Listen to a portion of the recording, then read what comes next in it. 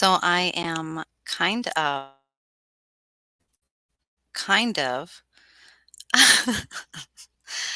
doing a test run. The reason is because I don't know if this goes through at all to my Facebook. And if that is the case, that is very sad because I have a lot of individuals who join me on Facebook, on social media, or through paranormalsarah.com. I'm not entirely sure um, if my Facebook is attached anymore. So before I coming up as far as podcasts and new things, I want to make sure everything is working correctly. So this is me and my afternoon lunch break, you guys. And yeah, I am super excited to see some of you guys already in the chat. Crystal, Mary, Pepper, very wonderful. Pepper says a little bit of a lag. Okay. Yeah, everybody's joining me from YouTube. I don't know if it pops up on Facebook at all, and I don't think that it does, which makes me sad. And part of that is because, when I'm working with law enforcement or military, or I'm working with really secure, confidential things for my professional job, it limits what I can have on my phone. It limits what I can have on my computer. And sometimes Facebook gets really specific because my social media has to be kind of tight-lipped. That's okay. I'm also a little nervous because I don't have any mirrors in my house right now. I feel like I'm living in a very Japanese household. And I've not looked at my face yet today at all. And I know I've brushed my teeth, but I haven't checked. So let me know in the chat. Let me know where you're joining me from. Let me know how you found your way to Paranormal Sarah. Let me know what it was that lured you in. I'm seeing a little broadcast button. StreamYard is showing me some different things. I'm seeing numbers kind of pouring in and then suddenly going away. I'm wondering what that means. So let me know. I'll just kind of keep avoiding dead air. Crystal, thank you so much for that compliment. That is absolutely ridiculous. I appreciate it. She says, "You look great. You look fantastic." I appreciate you. I feel like I need to be drinking more water and getting more sun, but the mosquitoes and ticks are so bad. And I'm such a conspiracy theorist about ticks that, man, I don't even. Editing a Cuban sandwich. Oh, eating.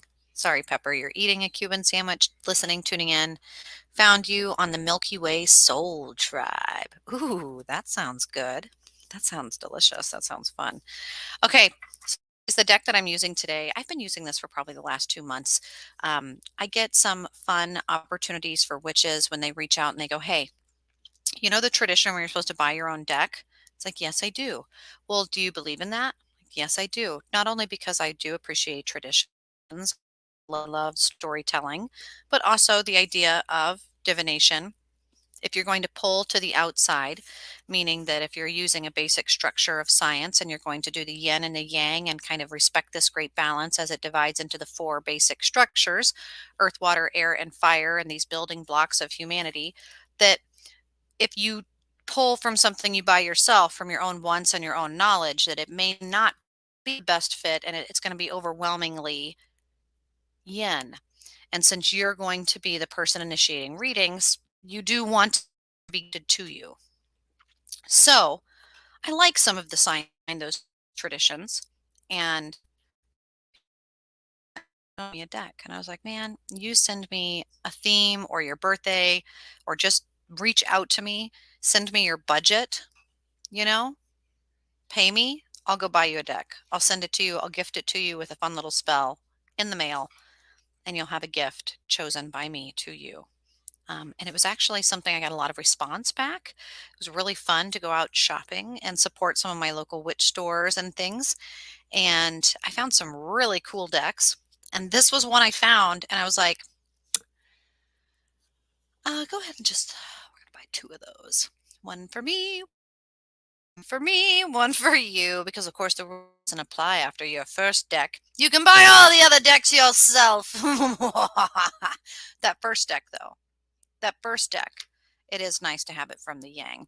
Um, Hi, Andrea. So I bought myself this deck as well, and I thought, gosh, I just love it. So if you are interested in a full tarot reading, let me know. I do have some really cool stuff on paranormalsarah.com. I'm also going to be posting on the 11th. I always post my sale items. I might post it a little early just because the weekend will be upon us. But I'm saving up for my trip to Kansas City to go see my dad. And I would ideally like to be there the end of this month. So it's as soon as I can raise the money, I'll get there. Reading, please let me know. I'll add it to my pool of funds to get to Kansas City. And I've got all sorts of decks I can pull. I've got crystals for sale, and I've got some really cool things that we are putting up for merchandise, homemade cool divination items. But the Mystical Medley deck, it has a really good sense of humor. It's really fun. The book that comes with it is great. You don't have to use a book, of course, if you understand tarot. You never need to use a book. If you're interested in learning tarot, let me know. Something else that we do here. But the Mystical Medley, the illustrations are right on. They're very colorful. They're very interpretive. They're very fun and interactive. And so if anybody joining us would like a tarot reading, just a free card pull, just a free thought, divination, you will kind of see in essence what my readings are about. And I have reading specials and all sorts of things that will fit your budget. That says, thank you, Charlie. Welcome. And Mar and Pepper and Mary and everybody joining. Crystal, thank you so much. So yeah, if you would like a reading, I do need your perusing TikTok. You see people and you just swipe and immediately they're there doing something.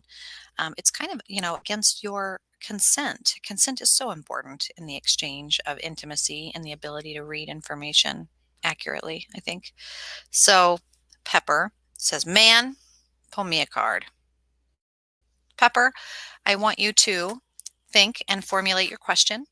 I want you to ask the universe, what is that you are trying to channel? What is it advice on? Divination, to gather information from the divine, to reach out, pull it in. So, what could you possibly be needing advice on? Question or accurate.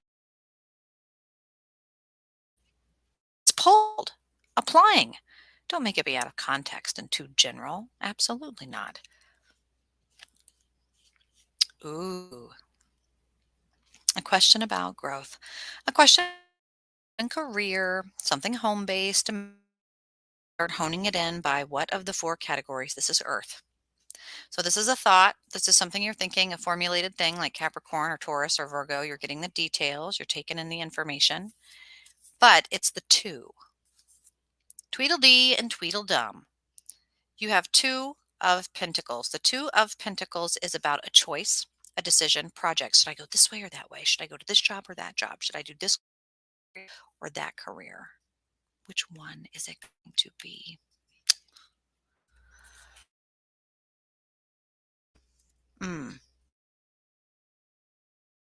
You will have to determine which one it is. And that is, we are coming up. I mean, right now. Mm, yeah, careful, careful. And Crystal says, man, I keep losing you. I'm not sure if it's just me. Please let me know if it's not just you. I don't want to be going in and out and not have a good reading for anybody. Um, so let me know. But this, as you can see, there are pros and cons. There's not necessarily one that's better or right. You just have to choose. And this isn't necessarily too huge of a thing right now. It will be if you let it stagnate. So Andrea says, I would love a card. Do the same thing, Andrea. Think about what that question is going to be. Andrea, if Bill is gay, bi, or pan. Ooh, asking about sexual identity, asking about identification in that space, Andrea. Um, Andrea. Hmm.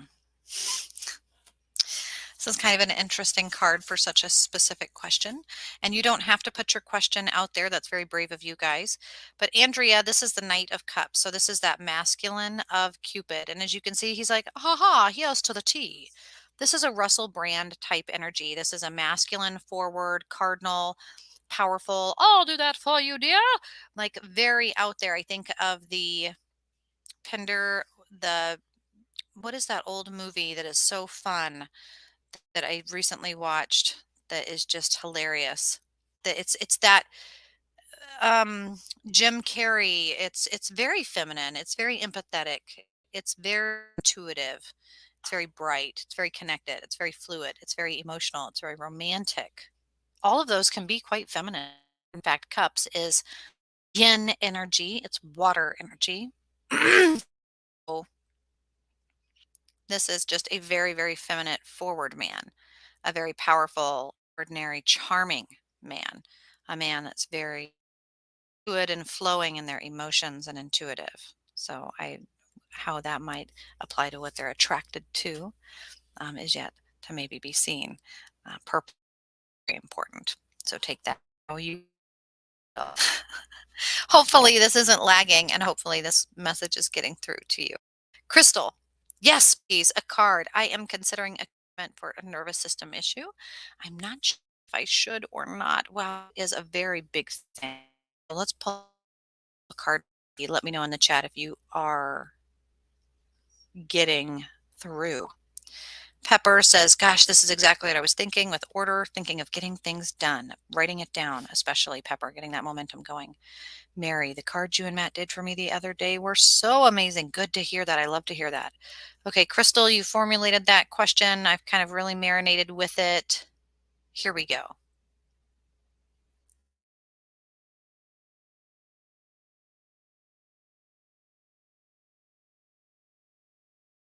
Am I being kicked off?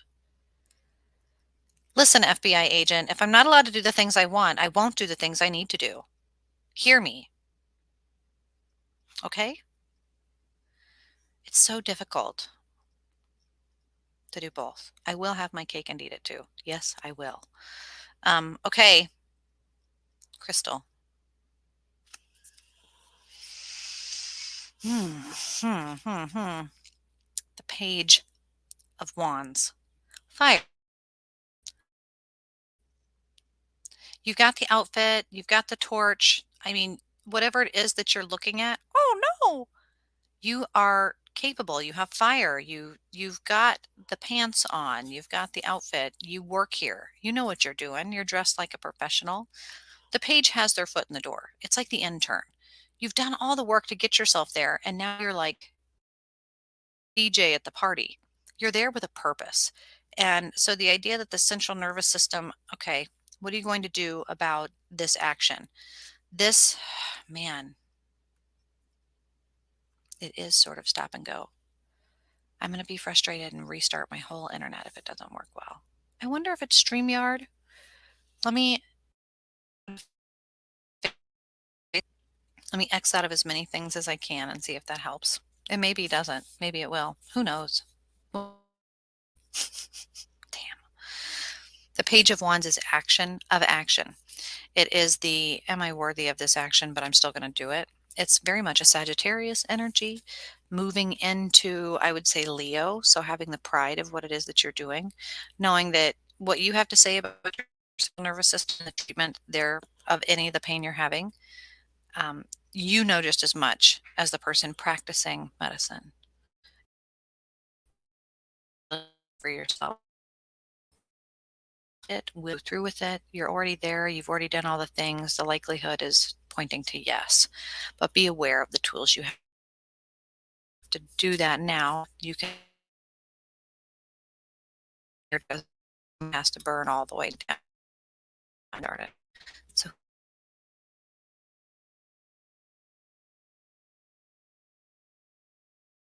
Jen's working hard today. I'm hoping that came through. Yes. Am I living in the 90s? Are we in dial-up years? What's going on?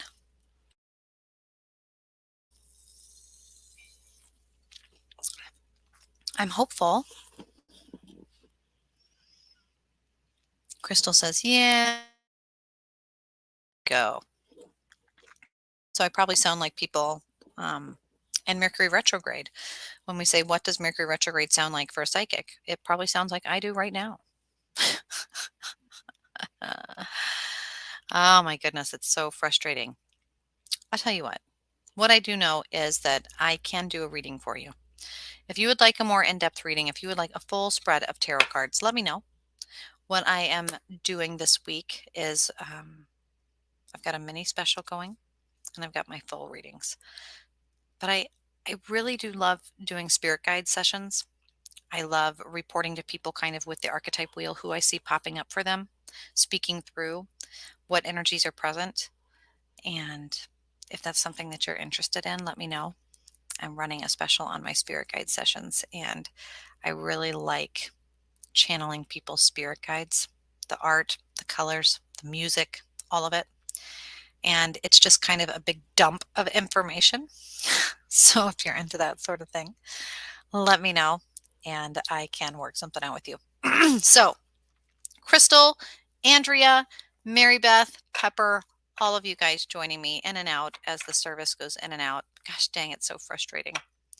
Part of living up here on the res, out in the nowhere, away from the city, where I have no internet.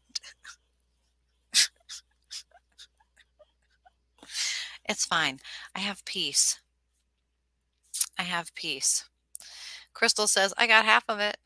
Hey, I can re-listen. There you go. Thanks, Crystal. Yeah, that's how the spirit guides have been communicating to me lately too, is like a Chevy Chase in the beginning of one of those old movies where he's the PR for the White House and he does that. I can't. Well, must we have to you. Like, thank you. And he walks off the stage. It's like, what? You just faked that, Chevy Chase. Um, so anyway, I kind of feel like that's what the internet is doing to me lately. It could just absolutely be my telepathic energy. There's a lot going on, but I've got work here in a little bit. So me and the boys are going to go out. We're going to jump in the car. We might even go somewhere that I can do readings again from the park. Holy cow balls. Would that be a thing or what? And if that's the case, I do hope to catch you. Otherwise, let me know if I can pull a card for you really quickly. And if my internet continues to be all shoddy like, then I will just say, get a reading from me. Let me know how I can help you. Anything at all. I'll work with you because I'm saving up money to get to Kansas City. So anything really does help. So, Heather, welcome. Mary, I hope you have a great rest of your day. What are you doing today? Let me know in the chat room. Heather, afternoon, fine folks. It is an afternoon, isn't it? It's already 2 o'clock. I have to think about what I'm doing for dinner. I think we'll be doing elevated ramen. It's one of my favorite things to do. But with groceries and gas prices being super expensive, more expensive than I would care to admit, again, please get a reading. Then I would say, yeah. I'd like a Philly cheesesteak. That's what I'd really like. Actually, I'd like to go get tacos or something where I don't have to cook because I have a whole lot of dishes to do. So I've got all the domestic duties to get to. Heather says, man, I'm sorting out computer problems too. For me, it's, and listen to me, computer, when I say this. It's not computer so much as it is internet. Hi, it is my first time here, and yes, I am from Kansas City. Oh my God, I would love to see new faces in Kansas City. I often will pop into the Kansas City Oracle there, the metaphysical shop. There's also a metaphysical shop in Gladstone right next to Longboards where I will often be there picking up a sandwich. But I'm collaborating, speak, I'm collaborating with some artists with strange music. Hopefully, if we can finally get it done. COVID's been kind of tough. But my goal is to shoot some photos. So if anybody's looking for a photo shoot, and then also I'll be there visiting some of my favorite coffee shops doing some brand work. And if you'd like to catch a coffee and a reading in person, let me know. And if you would like to do podcast stuff or collaboration, let me know. So I love networking whenever I am in town. It keeps my brain busy because I'm usually there caregiving for loved ones and it's stressful and you just need to get out of the house and be focused. When you're like me, I need something to do. And so being able to reach out to new and old friends is always fun. Um, Heather, tacos and Mexican food, always the answer. It is. For me, it's the chips and dip. We're going to have queso. We're going to have the white queso. We're going to have that delicious cheesiness. And then I like to have my own private sauce where I do the cheese and then my sauce and then to my mouth and not make a mess. It's like leapfrog. And it is my favorite thing. It's my absolute favorite thing. I can portion control what I get for dinner because I eat the entire restaurant amount of chips. And then, when you look at how much you're eating, it's really just one taco or one enchilada. I don't know why. I'm so full. Yeah, it's usually that. The chips, they get you. They get me anyway. I love it. So, yeah, we're going. In Kansas City, it's going to be Los Corrales. There's a few other places I'll go. I'm not going to lie. Rancho Grande and North Parkville is pretty hopping too. So let me know where you're from in Kansas City. Gosh, I love Kansas City.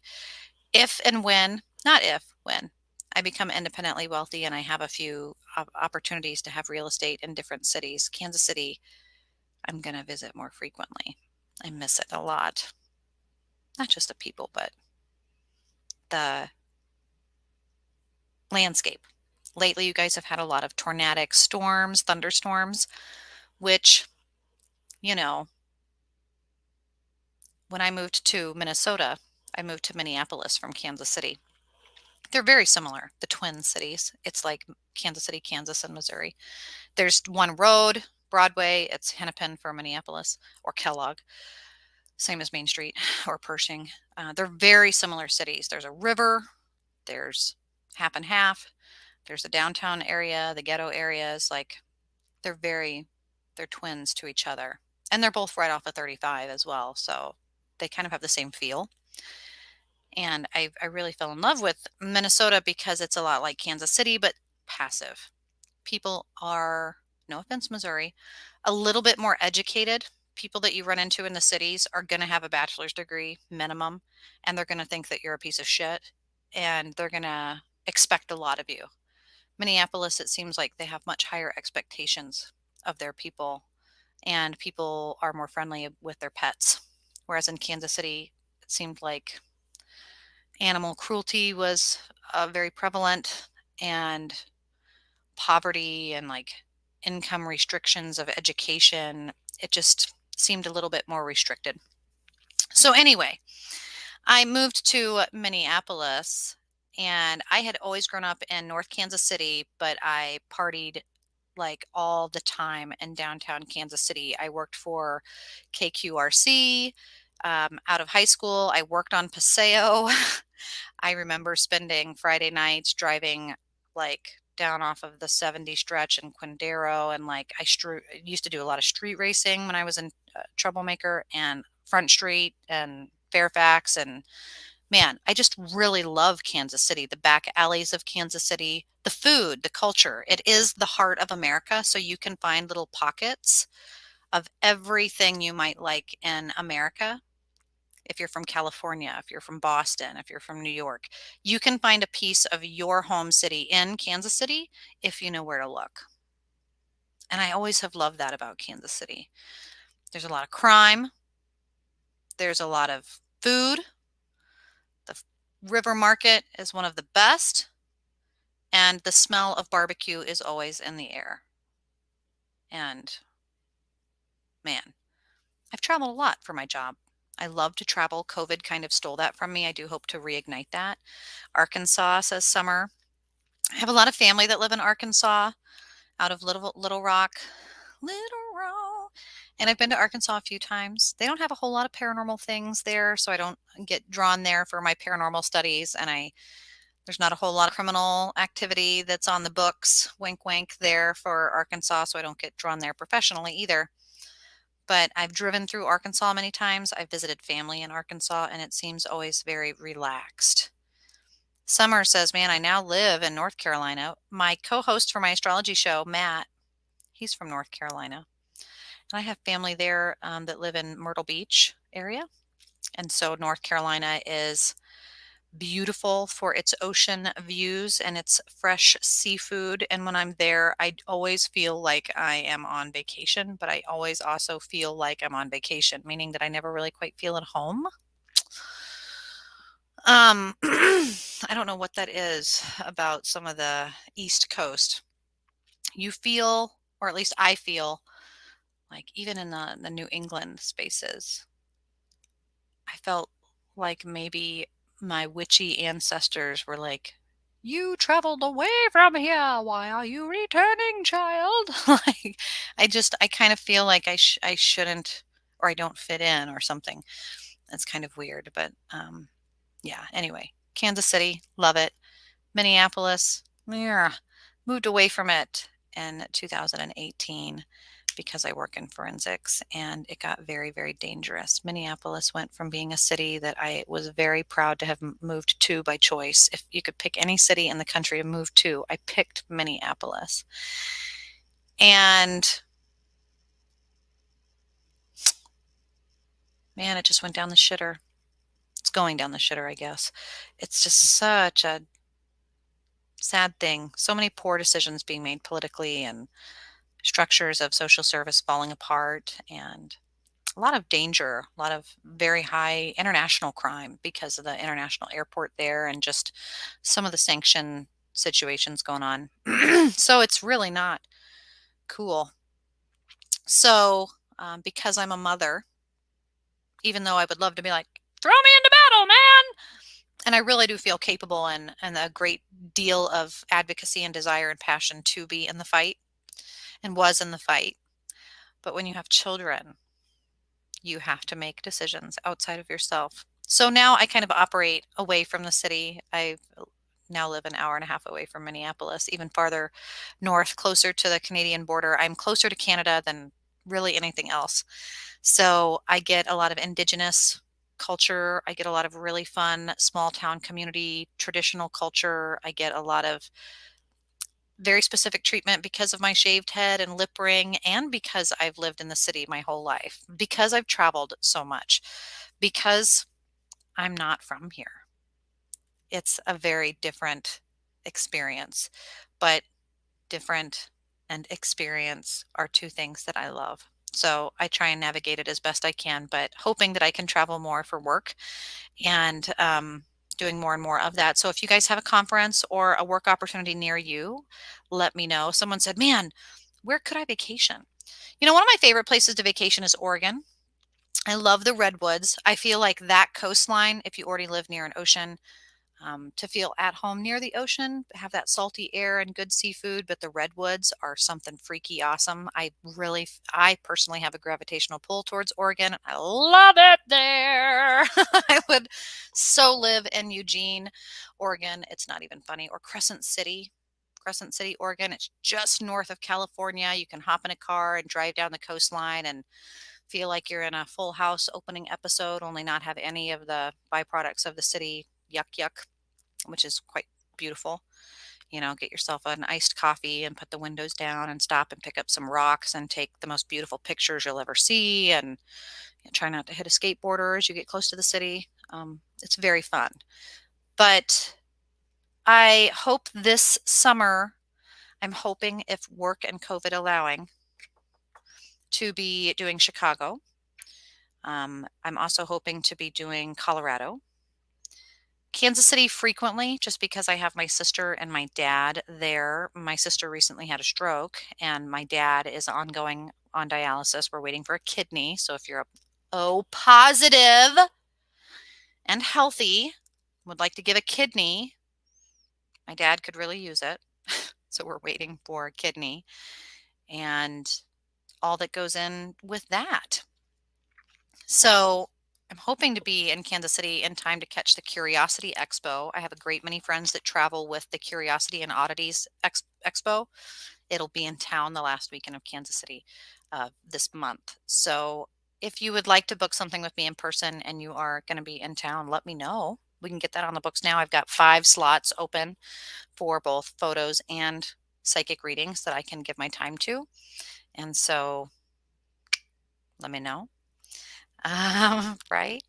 So Heather says, "Oh no." And you know what? That is such as life. I hate it that those things happen too, but I didn't choose it, right? So my sister's doing well. She has learned a lot about her health in this adventure, and her recovery is really, really going well.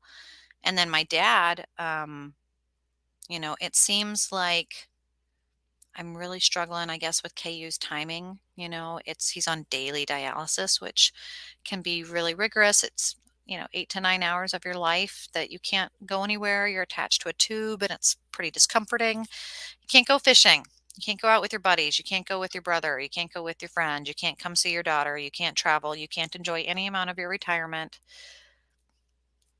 Sorry. And that's very, very difficult for my dad. So he's limited to not being able to do much physical activity. Got to stay healthy, got to stay stagnant. And this is a man, he likes to get on his Harley and go out and do things. So his quality of life is the biggest struggle. And none of which I think are things you ever choose. So you just learn to deal and cope and manage and be positive.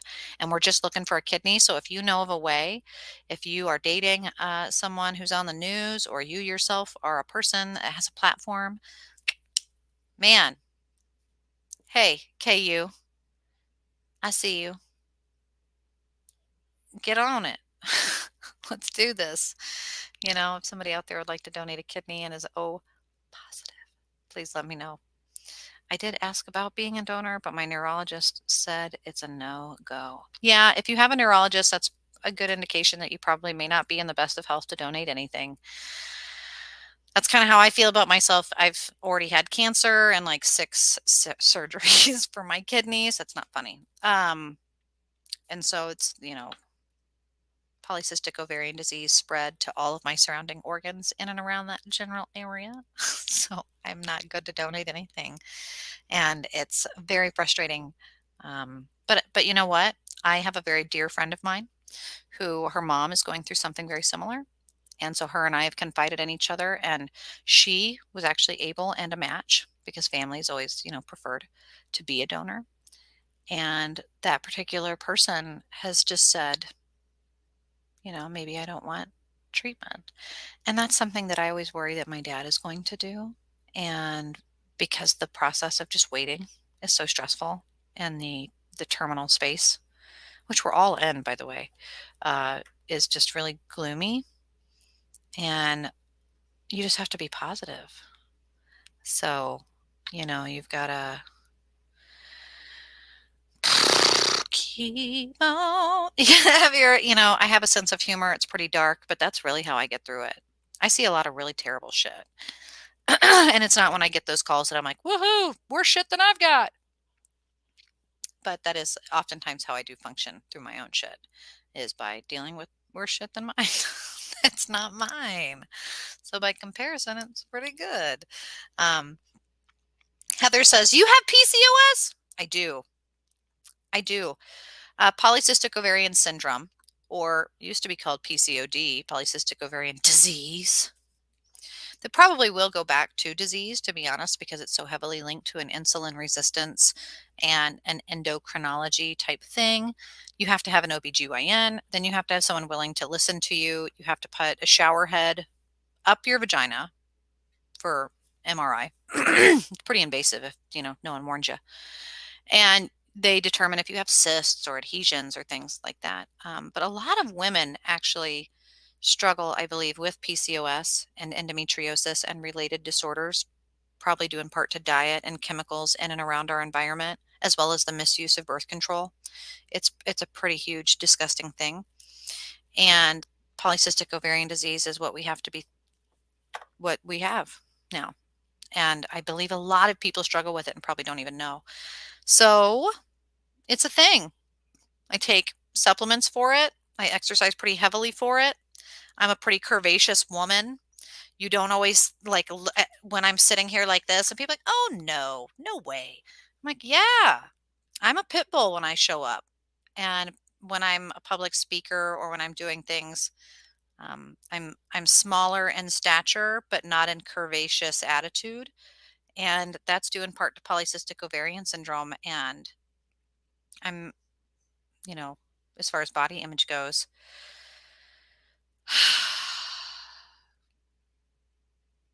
you don't have control of what your body looks like. Polycystic ovarian disease really fucks that up too. Hi, Terry. Um, Heather says that's the only way to get through the day. Dark humor. It really is. Dark humor has saved me. Terry, ma'am, may I ask you about a dream?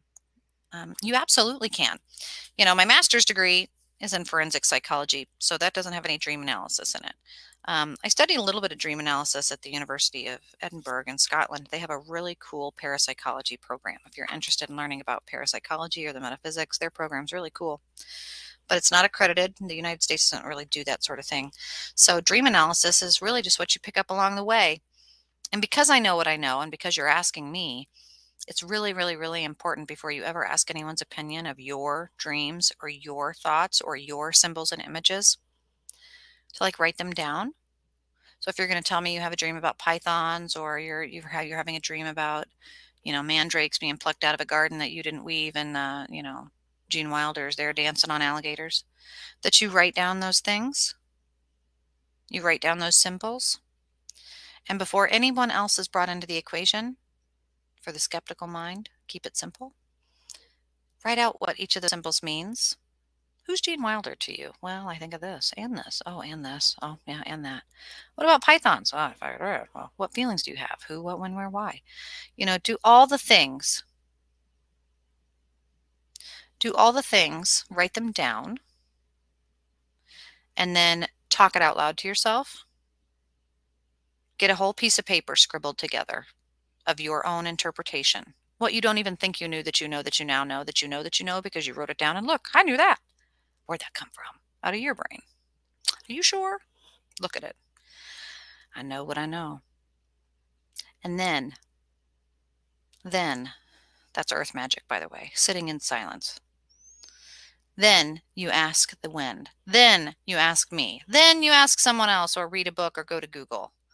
And you say, what do you think?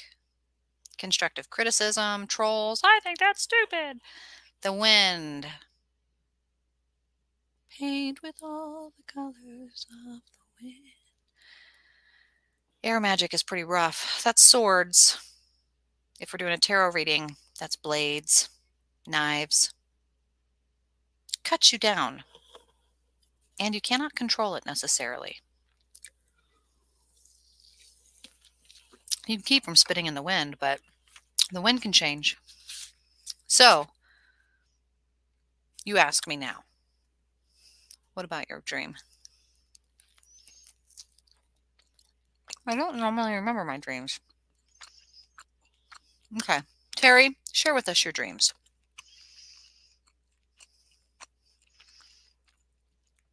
Sorry if you have misophonia.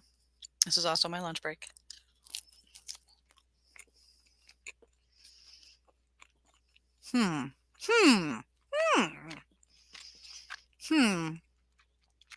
Randall said, thank you so much. Continue to hope for the best. Absolutely. Before I went to sleep, I asked for guidance from a divine. When I woke up, kept hearing the name Persephone. And then saw the judgment card. Let me tell you, Terry, and let me say, I'm so thankful that you asked, because that's validation for me. Persephone has been one of the guides lately that I have been channeling and been working with, specifically Persephone. I have a shirt that says, Welcome to Persephone's Garden. This past fall, I welcomed her into my realm. I have someone who I know that works with Hades. I have someone who I know that works with Zeus. I have all these different pillars in my life that are very Greek, like actual witches and friends that speak out to me and go, oh, I meditated today and Hades told me to tell you. And I always thought, man, I don't really have a lot of Greek in my pantheon, I really love Medusa. I've always identified with her story as both a rape victim, but someone who is sexually assaulted. And I just always loved her story. She didn't victimize anything. Well, she did in a brief moment. In that moment, was made into whom she was, and like how she was treated by other women. My mom was my kind of villain in my story, and I've always loved Medusa. So as far as like that story goes, I thought, well, I guess I kind of see myself there, but I want more prominent guidance. And I said to the universe, show me. I'm from Missouri, after all. You're going to have to show me. I meditated, show me. I'm going to get a book, show me. I would say, okay, I'm going to go get a book today. I'm going to open it to the page number this and this and this, and I'm going to find a deity.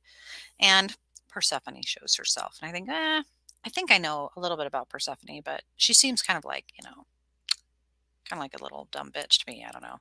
No offense, Persephone. Um, but I was like, she just kind of always seemed like such a small player. And I wanted more, bigger, bolder. But no, Persephone. People started to message me. Do you know who Persephone is? Oh my gosh, let me tell you, I just bought this book and it's the story of Persephone and Hades. Oh, it's a love story. The whole months after months after months, I would kind of get these repeats. And of course, then you say to yourself, well, this is like the Philip experiment. I must have suggested it. I saw it once. How many times do I need to see it before it's a coincidence? Well, I like to see it in context. I'm not keeping track. So Terry, then someone gifted me a shirt, the Persephone garden shirt. I ordered this for myself and I got an extra and I actually got double of everything. And I know that you do like witchy things. And I thought, who else would like this but you? I get it. It's a Persephone shirt. You're kidding me. No way. Like I start getting things that are very contextual to fashion, to my body, to sensuality. So then it's like, okay, I'm going to accept this. I'm not going to push it away. I'm not going to be skeptical. I'm not going to roll my eyes. I'm actually going to sit down with a great glass of Welch's grape juice and a pomegranate. And I'm going to Google this and I'm going to get out the books I already have. And I'm going to talk to the people I already know and love and trust and say, what do you know about Persephone? Tell me what you got.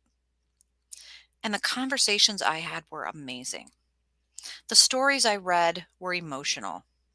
The people who came into my life thereafter have been people that maybe you only do see them 6 months out of the year. Maybe you only see them in part because now, at that point in my life, my dad was going through kidney, going through a detox, going through having to flush things and people and germs out of his life and to say no to people and no to opportunity because like Persephone, you're taken maybe against your will, but you know that you have to do that. Well, you can't have a light without a dark to put it in. I've always loved H.R. Geiger. I've always loved M.C. Escher, seeing that Persephone channels herself through structure and discipline, through darkness and lightness, that she is taken by a patriarch, by a masculine entity, yang energy, quite literally, an air or fire, and taken by service, chosen because she's beautiful and sensual and sexy and there on the coastline in the foam doing things that are creation, like the scene in Ghost where you're molding pottery and it's very sensual. That's why she stood out in that moment. The story of Persephone and the continued search for knowledge and using what you know when you go and hibernate 6 months out of the year or put yourself in the company of others that isn't necessarily out of choice, but you're able and capable of learning from them and learning about yourself. It's a really powerful space. And so then when you say that and you say, and then I see the judgment card.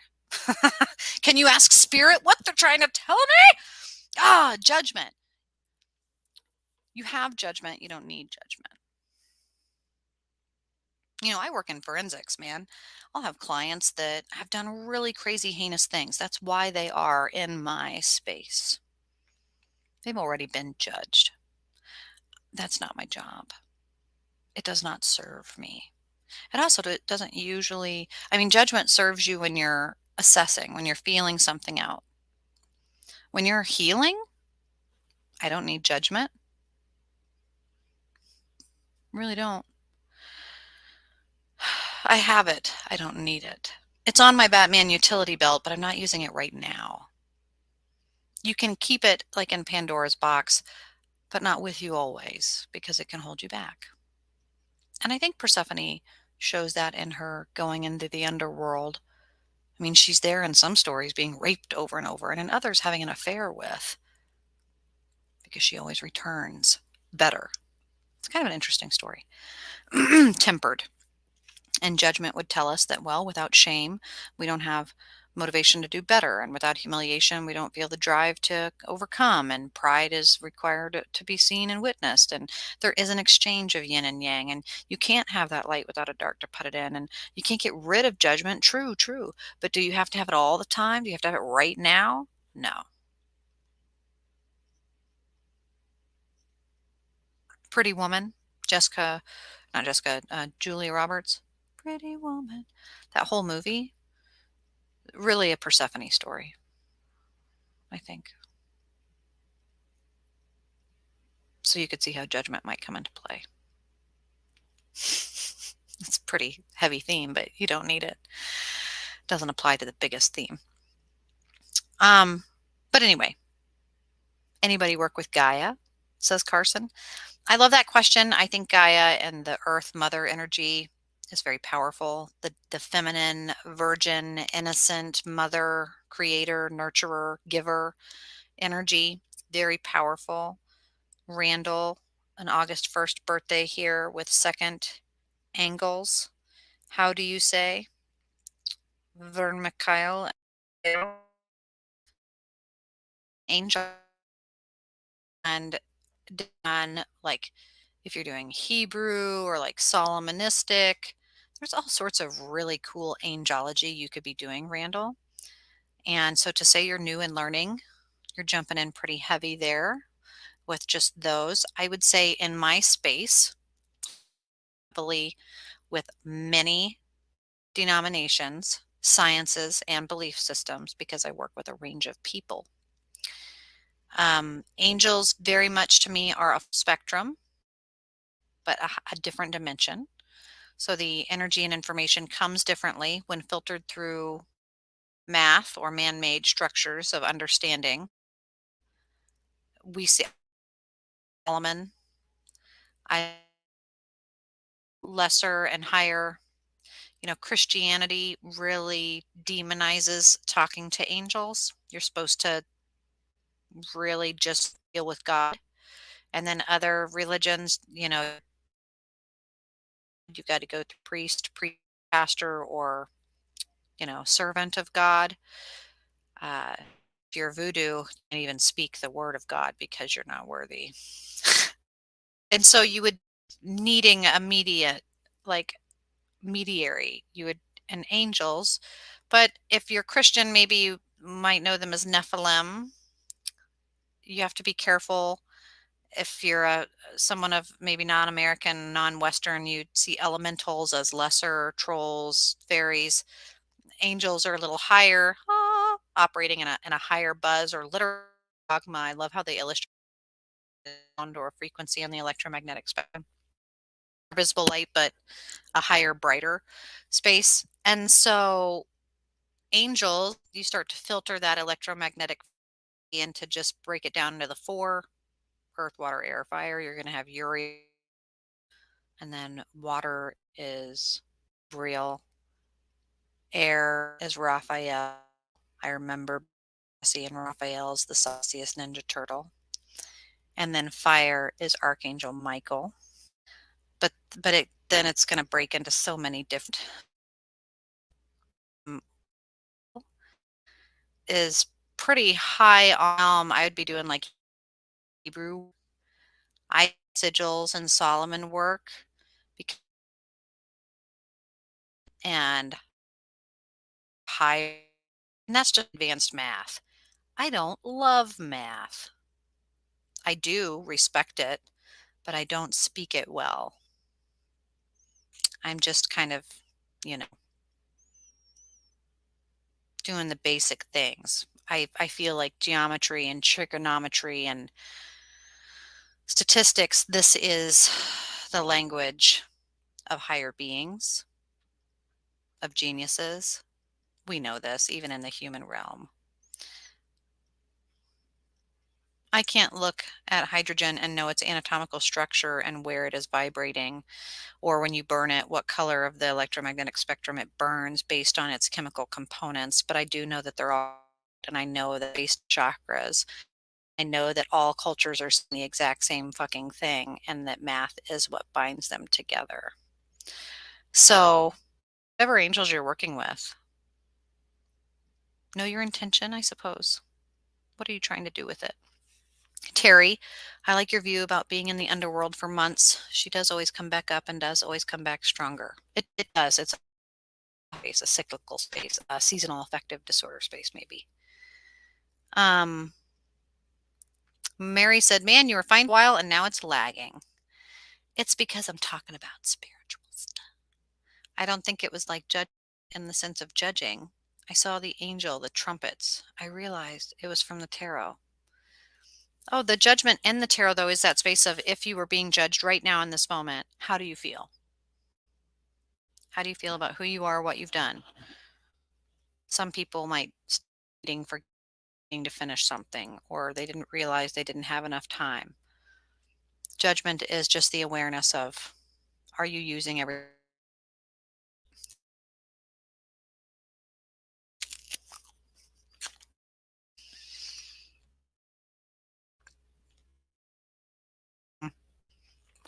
Well, there it is. My computer's going to fickle out on me. That's okay. I'm not going to force it. Instead, I'm going to tell you guys, go check out paranormalsarah.com. If you would like a reading, again, I'm saving up money to get to Kansas City. So please feel free to donate, give, buy, purchase, do all the things. And if there's something in particular you're looking for, let me know. I will do my best to accommodate you. Randall, I am also gifted. I am to learn. Thank you. Christian, long story short. Randall, I can tell that English is not your first language when you're doing typing all of that. It sounds like a mouthful. Knowledge is the language of higher beings. That's quite an interesting thing I've seldom heard. Math. Oh, yes. Knowledge. And it's scribes and holy men and people that can be illiterate. No do, re, mi, fa, sol, la, ti, do, and the connection between math and science, and see it for what it is usually such a sacred study. To have the time and ability to even do that denotes power. So it's pretty cool. Anyway, I too am at work, so I'll report back. But you guys, I've enjoyed spending my lunch with you, and I do hope that you interested, share. A huge help to me. And I will see you later. I'll be popping on later this evening to do more astrology and psychic readings, and I do hope I will see you then. So sign up for notifications, and until next time, bye-bye.